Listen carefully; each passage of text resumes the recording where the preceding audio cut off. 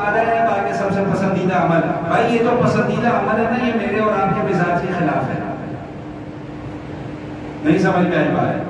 بھائی میرے اور آپ کے مزاج کے خلاف ہے، لیکن قرآن پڑھ کے سنا رہا ہوں، اپنی بات نہیں کر رہا. ان اللہ یحب الذین یقاتلون فی سبیلہ صفا کأنہم بنیان مرصوص. بھائی یہ پوچھ رہے تھے نا کہ اللہ کے یہاں پسندیدہ عمل کون سا ہے، تو اب کان کھول کے سن لو. اللہ کے یہاں پسندیدہ لوگ کون ہیں؟ پسندیدہ عمل کیا ہے؟ جو دشمن کے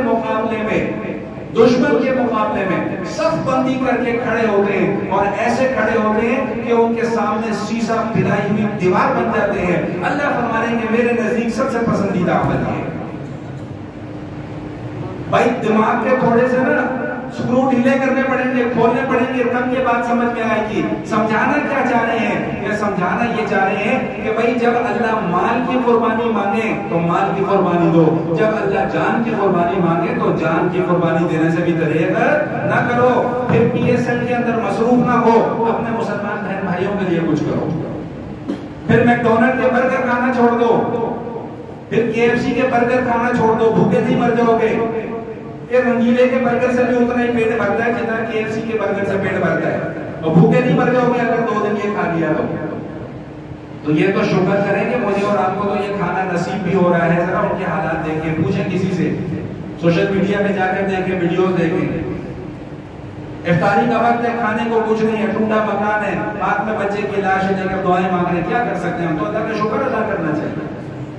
بھائی ایک بات کرنے لگوں، محسوس نہ کیجیے گا، خاص کر ہمارے یہاں کے مقامی لوگ، ہمیں اللہ نے کتنی سہولتیں دی ہیں، کتنی سہولت. ہم نماز پڑھ رہے ہیں، کتنی سہولتوں میں پڑھ رہے ہیں.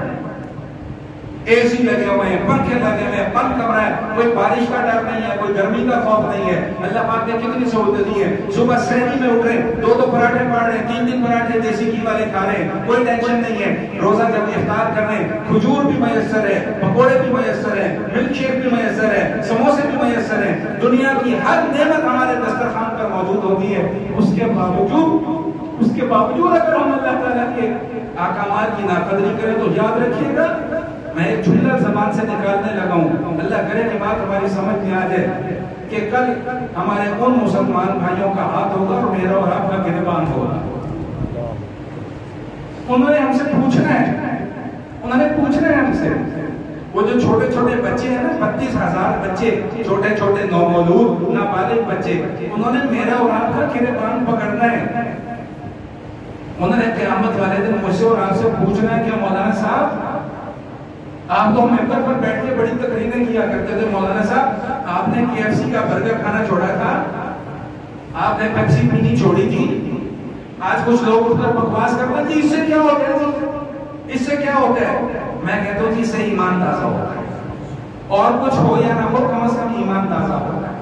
میں کہتا ہوں کہ ہماری مثال اس پرندے کی ہے کہ جب ابراہیم علیہ السلام کو آگ میں جلایا جا رہا تھا نا، تو ایک چھوٹا سا پرندہ اپنی چونچ میں پانی لے کر جا رہا تھا. کسی نے اسے پوچھا کہ وہ نادان پرندے، یہ تیری چونچ کے اندر جو پانی کا ایک چھوٹا سا قطرہ ہے، اس سے کیا ابراہیم کی آگ بجھ سکتی ہے؟ اس نے کہا جانتا ہوں کہ اس سے ابراہیم کی آگ نہیں بجھ سکتی، لیکن میں کم از کم کل اللہ کی بارگاہ میں جب پیش ہوں تو اپنا یہ عمل تو اللہ کی بارگاہ میں پیش کر سکوں.